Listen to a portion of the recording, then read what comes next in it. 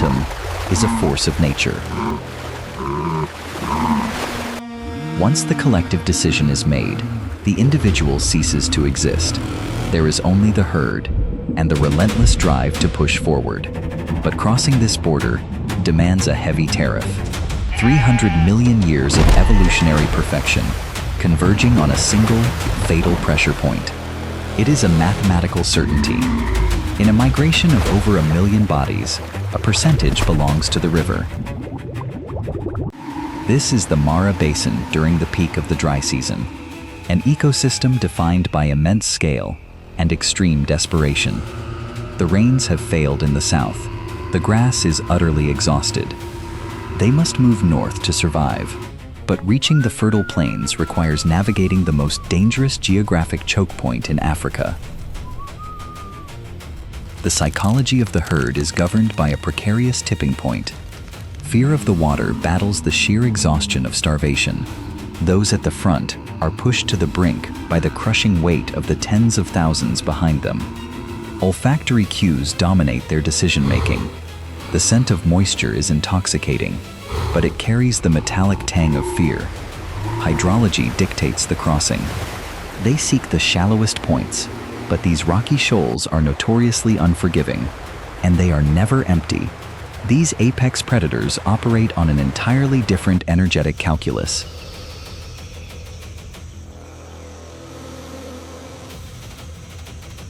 A cold-blooded metabolism allows them to wait weeks, sometimes months, for this exact astronomical event. Integumentary sensory organs map the exact pressure waves of the river. They do not need to see the prey, they feel the vibration of panic. The dam breaks. The first leap dictates the survival of the thousands that will blindly follow. Herd immunity relies on overwhelming the predators. The sheer volume of bodies is their only defense mechanism, but the river is an equalizer. The kinetic energy of the current forces them into a sweeping trajectory, extending their exposure time in the kill zone. Buoyancy is a luxury the young do not possess. Exhaustion sets in within seconds. The vibrations act as a dinner bell. The river's ancient architects have entered the current. Strategic positioning allows the reptiles to use the river's flow, conserving precious energy for the final strike. Target selection is ruthless. Vulnerability is the only metric that matters. The maternal instinct battles the sheer biological necessity to exit the water. Chaos disrupts precision. The sheer density of the herd creates accidental shields. The herbivore is not defenseless. Panic fuels a surge of adrenaline, transforming prey into a formidable adversary. The psychological shockwave fractures the herd's momentum. The bottleneck turns deadly. Gravity and panic are a lethal combination. Trampling claims as many lives as the predators. The reptilian biomechanics are designed for one purpose: catastrophic structural failure.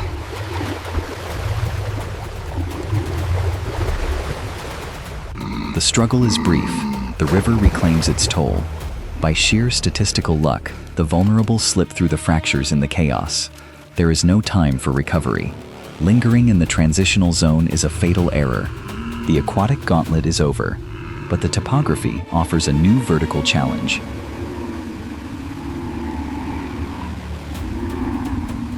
This geographical funnel compresses the survivors, forcing them into predictable, exhausted corridors. Muscular fatigue peaks. Lactic acid floods their systems.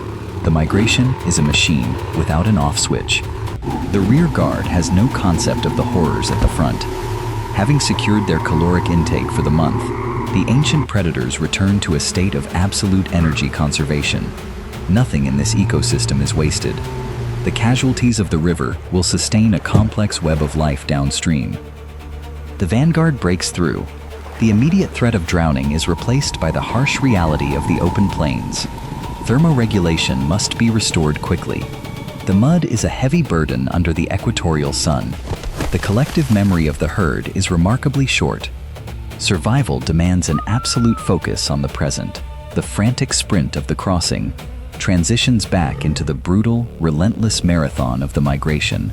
Their passage alters the very geology of the basin, tilling the soil and preparing the earth for the eventual rains.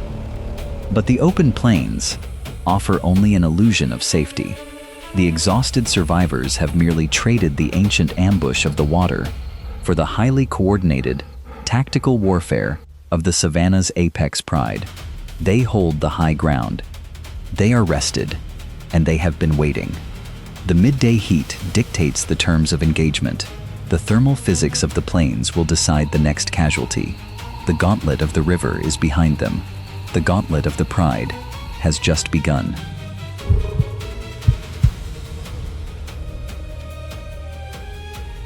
Solar radiation dictates every biological rhythm on the equator. At midday, it is a weapon. Ambient temperatures soar past 40 degrees Celsius. The moisture from the morning dew has entirely evaporated. The landscape is biologically dormant.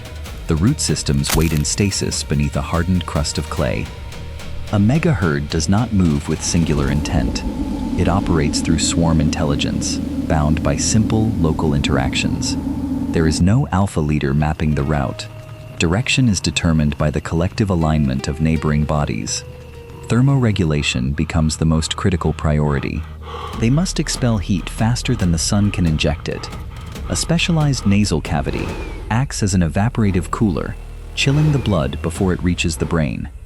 Microclimates become contested real estate. Even a fraction of a degree in temperature drop conserves vital calories.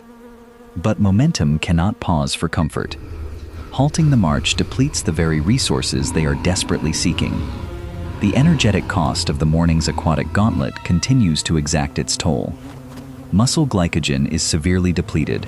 Maternal investment is absolute, but she cannot stop. To fall behind the vanguard is to isolate themselves in predator territory. Symbiosis in this extreme environment often tilts toward parasitism. Every drop of bodily fluid is violently competed for. The hydrological cycle dictates all life. The absence of surface water reshapes the behavior of every organism on the plains. Yet, this mass migration is a vital ecological mechanism. Millions of hooves act as an immense mechanical plow. They break the hardened crust, pressing dormant seeds into the soil.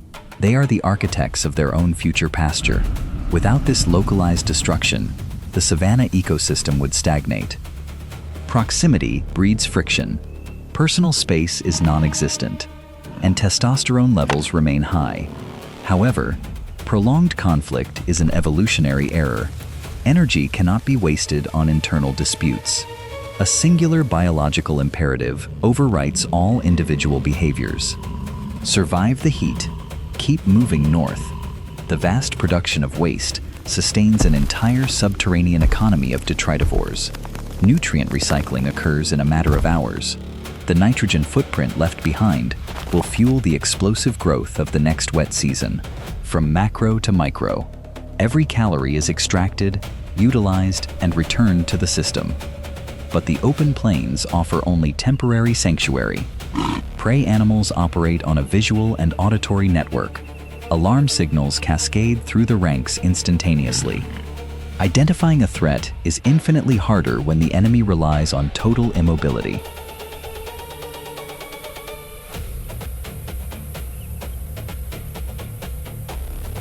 False positives are a necessary tax on the nervous system. Hypervigilance keeps them alive. Aerial surveillance operates continuously. Scavengers track the herd, calculating the inevitable attrition rate of the march. The ungulate anatomy is engineered for perpetual motion. Tendons act as elastic springs, recovering kinetic energy with every step. This metabolic efficiency allows them to cover thousands of miles on a diet of low-protein, desiccated grass. They leave nothing behind but trampled earth and pulverized vegetation. But elastic energy has limits. For the young and the weak, the cellular batteries are running critically low. The physical mass of the herd itself becomes a barrier. Navigation is visually obscured.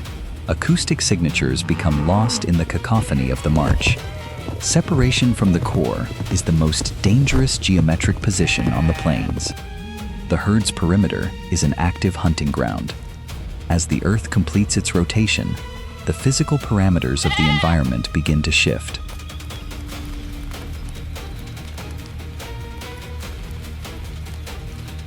The return of shadows signals a transition. The thermal peak has passed. For apex felines, the dropping temperature is a biological trigger. The waiting game concludes. The calculus of the ambush has been optimized. Spatial geometry dictates feline strategy. They utilize flanking maneuvers to manipulate the prey's escape vectors.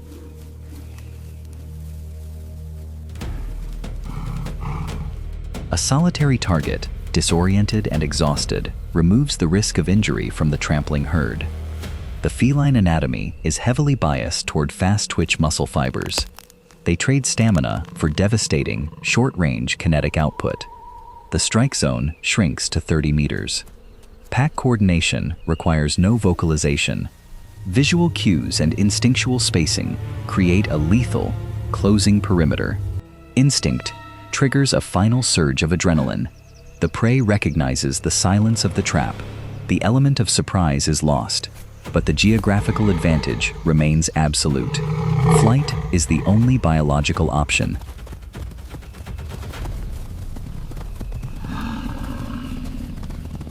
The ambush is sprung.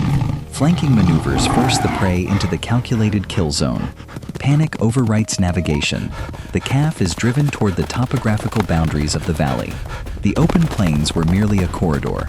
The true test of survival awaits at the edge of the cliffs. Fear overrides physical exhaustion, dumping a final, toxic surge of adrenaline into the calf's bloodstream. But the feline anatomy is a masterpiece of kinetic transfer. Every ounce of energy is weaponized for forward momentum. Topography is the ultimate equalizer. The transition to uneven ground severely compromises the herbivore's balance. The burst speed limit of a lioness is roughly 15 seconds. The kill must be secured before her core temperature reaches critical levels. The strike is calculated physics. By sweeping the center of gravity, the predator instantly neutralizes the prey's mobility. There is no malice in the kill. It is an exercise in absolute brutal efficiency.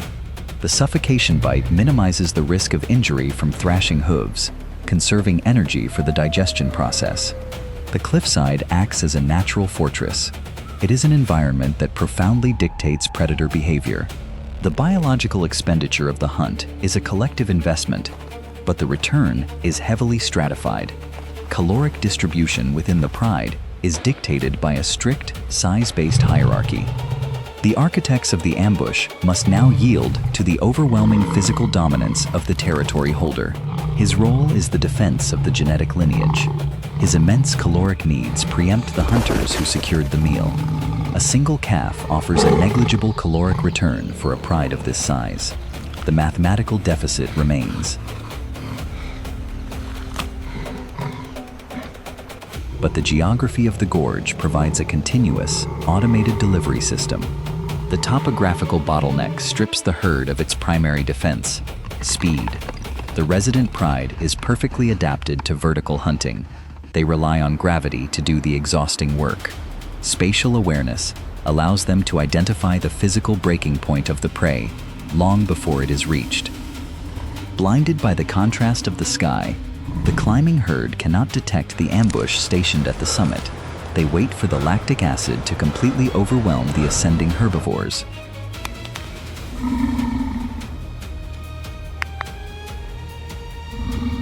At the apex of the climb, muscular failure reaches its peak. Vulnerability is absolute. The strike is instantaneous. The element of vertical surprise severely limits the prey's reaction time. Taking down an adult requires a coordinated manipulation of mass. They must act as biological anchors. The defensive mechanics of an adult male can shatter a feline skull instantly. Proximity is incredibly dangerous. By compromising the cervical spine, they disrupt the animal's center of balance entirely. Gravity assists the takedown. The battle transitions from a kinetic sprint to a test of pure static strength. The anatomical clamp is secured. The frantic energy of the struggle rapidly decays into an inevitable biological conclusion. The visual trigger cascades through the bottleneck. The instinct to retreat creates a devastating secondary crush. The mere presence of the apex predators disrupts the migratory flow, utilizing the herd's own density as a weapon of attrition. The metabolic cost of a large game takedown is severe. The predators must aggressively regulate their internal temperature. The pride's caloric requirements for the week have been met in a matter of minutes. The rotational physics of the Earth alter the atmosphere. The brutal thermal intensity finally begins to break. With a kill of this magnitude, the rigid hierarchy relaxes slightly. There is enough biomass to sustain the entire collective. Specialized papillae on the tongue act as biological sandpaper, maximizing the extraction of every available calorie. The success of the resident pride is deeply tethered to the migratory rhythms. They capitalize on the geographic bottlenecks. But the ecosystem is a closed loop of consumption. A surplus of biomass never goes unnoticed.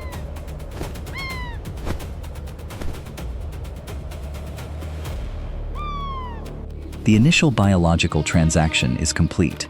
The apex predators have taken their share. Now, the secondary economy of the savanna begins to mobilize. Waiting is a metabolic necessity for the avian scavengers.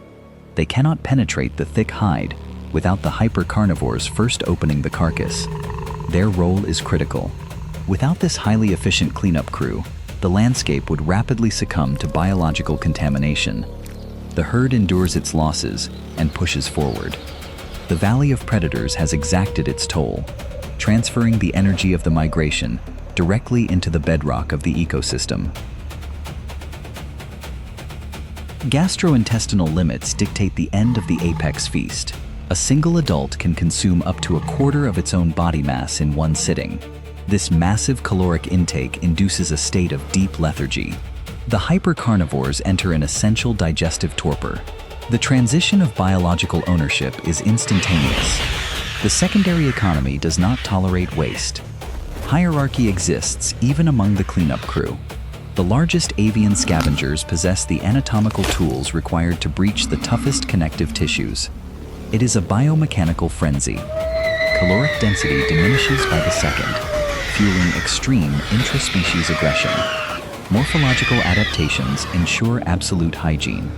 The lack of plumage on the head prevents deadly bacterial buildup in an environment defined by decay. Their gastric acid is a chemical marvel, boasting a pH level near zero. It easily dissolves anthrax, botulism, and cholera. They are the ultimate biological firewall. Without this highly acidic digestion process, contagious diseases would decimate the remaining megaherd. But avian dominance at a kill site is strictly governed by solar schedules. Nightfall introduces a different class of predator. Acoustic mapping reveals their approach long before they are visible. The apex scavengers of the night have arrived. This mammalian society operates on a strict, ruthless matriarchy. Female dominance is absolute, driven by intense androgen exposure in utero. The handover of resources is rarely peaceful. Mass and momentum immediately displace the avian competitors. To the lions and the vultures, the energetic value of this carcass has been entirely exhausted. But the hyena possesses a mechanical advantage, unique on the savanna. Their cranial architecture is designed for immense, localized destruction. Generating over 1,000 pounds of bite force, they shatter structural biology to access the lipid-rich marrow hidden within. Access to this hidden caloric reserve is strictly policed. Social rank dictates every calorie ingested. Under the cover of darkness, the acoustic landscape transforms. Complex vocal networks allow scattered clans to coordinate resource defense. The proximity of these rival factions creates a perpetual, high-stakes Cold War. Tolerance is dictated solely by exhaustion. The digestive tract is lined with highly robust membranes to withstand the mechanical trauma of swallowing shrapnel. Nothing is wasted. They are the great biological erasers, removing the physical evidence of mortality from the plains. The night shift operates with absolute thoroughness. By the time the Earth rotates back toward the sun, the transaction is complete. The dawn brings a harsh, revealing light to the theater of survival. A 600-pound organism has been entirely disassembled, digested, and integrated into the living matrix of the valley. Even the hardest biological composites will eventually succumb to the micro-scavengers. The energy extracted here will fuel a new generation of predators, while the herd, indifferent to its losses, continues its relentless pursuit of life. Beyond the treacherous corridors of the river gorge lies the great expanse of the short grass plains. Topography heavily influences the psychology of the mega-herd.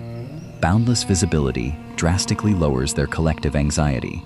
This is the ultimate destination.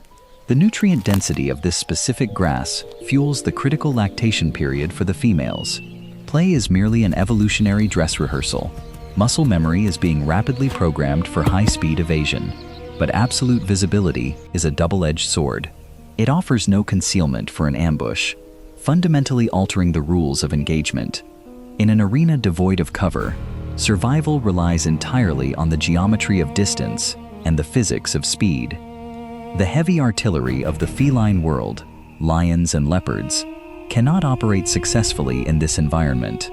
This domain belongs exclusively to a predator, uniquely engineered to overcome the absence of stealth.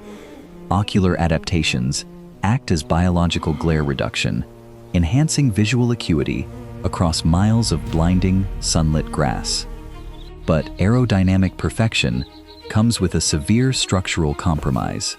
Trading bone density and muscle mass for absolute velocity leaves her utterly defenseless against larger carnivores. To avoid deadly encounters with nocturnal lions and hyenas, she is forced into a diurnal hunting schedule. Retractable claws have been abandoned by evolution. Permanent exposure transforms them into specialized cleats, ensuring absolute traction. Target selection is a brutal algorithmic process. She must identify an organism small enough to suffocate quickly, yet large enough to sustain 4 metabolisms. The stalk begins. She must close a near impossible distance, using only the curvature of the earth and the height of the grass. The skeletal structure acts as a gimbal. The spine undulates, yet the cranium remains flawlessly stable, keeping the prey perfectly centered in her focal plane. The herbivore's peripheral vision spans almost 360 degrees. Movement is instantly registered. Immobility is her only camouflage. She must blend into the thermal distortions of the rising heat. The human eye cannot detect her. The gazelle's nervous system resets. The calculus of the approach resumes. She breaches the critical perimeter. Every muscle fiber is primed for instantaneous kinetic discharge. An enlarged respiratory system prepares to flood the muscles with oxygen. The biological combustion engine is primed. Stealth is abandoned. The hunt transitions entirely to the brutal physics of acceleration. 0 to 60 miles per hour is achieved in 3 seconds. It is a level of kinetic output unmatched by any land mammal on Earth. The biomechanical secret is a highly elastic spine. It maximizes stride length, allowing her to spend more than half of the sprint completely airborne. Linear speed is rarely enough. The prey initiates a chaotic evasion pattern, weaponizing its lower center of gravity. A specialized, muscular tail acts as a dynamic counterbalance, preventing catastrophic torque during high-speed directional shifts. The thermal threshold rapidly approaches. If the pursuit lasts more than 20 seconds, her core temperature will reach fatal levels. The strike is not a bite. It is a calculated structural disruption. At terminal velocity, a mere fraction of an inch of imbalance results in total kinetic failure. The anatomical clamp is secured. The frantic energy of the chase collapses into the grim reality of suffocation. The metabolic cost of the sprint is devastating. Her heart rate skyrockets. Oxygen debt completely paralyzes her musculature. The localized violence concludes. For the surrounding herds, the mathematical probability of survival has momentarily reset. But the climax of the hunt is the most vulnerable moment in her life. She is physically incapable of defending her prize. The acoustics of the sprint are a beacon for kleptoparasites. Scavengers map the sound of the chase. time is critical. The biological return on her massive caloric investment is about to be stolen. The offspring must reach the kill site immediately. There is no time to drag the carcass to safety. The massive scavenger relies on sheer intimidation and overwhelming bite force to confiscate the meal. Consumption transitions from a process of nourishment to a frantic race against the approaching thief. Maternal defense overrides her severe physical exhaustion. She positions her fragile body between the heavy armor of the scavenger and her genetic legacy. A physical confrontation is a mathematical certainty of death for the fragile feline. A shattered bone cannot be healed on the open plains. The cubs maximize their intake, rapidly transferring the caloric energy of the gazelle into their own growing bodies. The psychological warfare reaches a breaking point. The risk parameters become unacceptable. Surrender is the only viable survival strategy. The biological economy of the plains is ruthlessly enforced by size. The apex sprinter absorbs the loss. The hyena reaps the caloric reward of an evolutionary arms race it did not participate in. The transaction is complete. The fragile balance between speed and strength heavily dictates the flow of energy across the savanna. And still, the mega-herd presses onward. The local predators are merely a toll booth on a much longer, more arduous journey. The collective endurance of the migration defies the harsh reality of the individual losses. As the Earth continues its rotation, the brutal physics of the open plains slowly give way to the cooling shadows of the evening. The scent of moisture and shade pulls the vanguard toward the riverine woodlands. Every day survived hardens the young, forging the physical resilience necessary to sustain the species. But the transition zones between habitats offer sanctuary only to those who fail to look up. The architecture of survival shifts once again, dictated by the geometry of the trees and the fall of dusk. The great cycle continues its relentless turn. In the wilderness, violence and beauty are not opposing forces. They are deeply intertwined, fueling the grand, unbroken machinery of the natural world.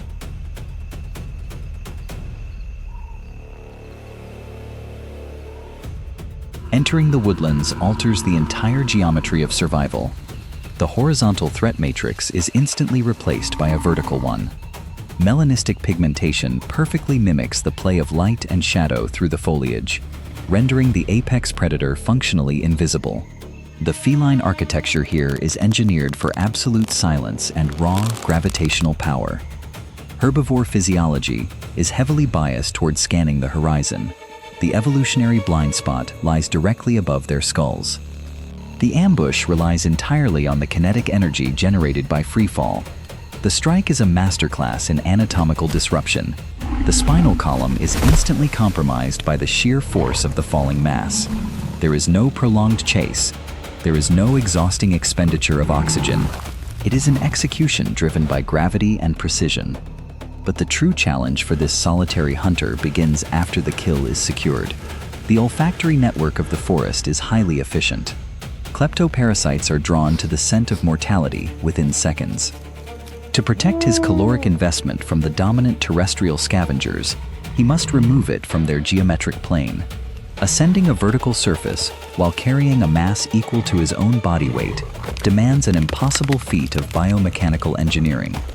The scapula and clavicle are uniquely reinforced, allowing the feline to act as a living hydraulic winch. The energetic cost is astronomical, but the security is absolute. The biological vault is sealed. The terrestrial scavengers are locked out by the limits of their own anatomy.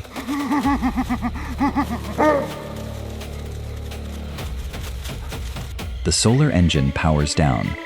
The transition from day to night completely rewrites the ecological rules of the basin. Vision fails. The mega-herd relies on proximity and acoustics, entering a state of hyper-vigilant rest. As the mammalian giants pause, the micro-predators of the nocturnal shift begin their industrious architecture. But the most dramatic transformation occurs not on the plains, but within the aquatic arteries of the ecosystem. The drop in ambient temperature signals the emergence of the river's true heavyweights. Submerged throughout the day to protect sensitive epidermis from solar radiation, They are now driven by an insatiable caloric deficit. They transition from aquatic territoriality to terrestrial grazing, a nightly commute that reshapes the riverbanks. Their gastrointestinal requirements are immense. A single adult will consume nearly 100 pounds of biomass before dawn. Though entirely herbivorous, they are fiercely aggressive. Their spatial tolerance is virtually zero. The kinetic output of a charging hippopotamus is devastating. It is a sheer display of unrestrained biological mass. The threat is purely territorial. The riverbanks belong entirely to the aquatic giants until the sun returns. Boundaries are re-established. The nocturnal economy settles into its calculated rhythm. This immense migration is not an anomaly. It is the beating heart of the ecosystem, an endless circulation of life, death, and energy. Every casualty feeds the predators, every footprint tills the soil, every drop of moisture is utilized. The violent conflicts of the day are merely transactions in a perfectly balanced biological ledger. There is no malice in the valley of predators. There is only necessity, driven by the turning of the earth and the heat of the sun. The survivors will rest tonight. Their cellular batteries will recharge. Their wounds will clot. Because at dawn, the solar engine ignites once more. The march northward will resume. New rivers must be crossed. New gauntlets must be survived. The instinct to endure overwrites all fear. This is the Great Migration, an eternal, unbroken promise, written in the dust of the savanna.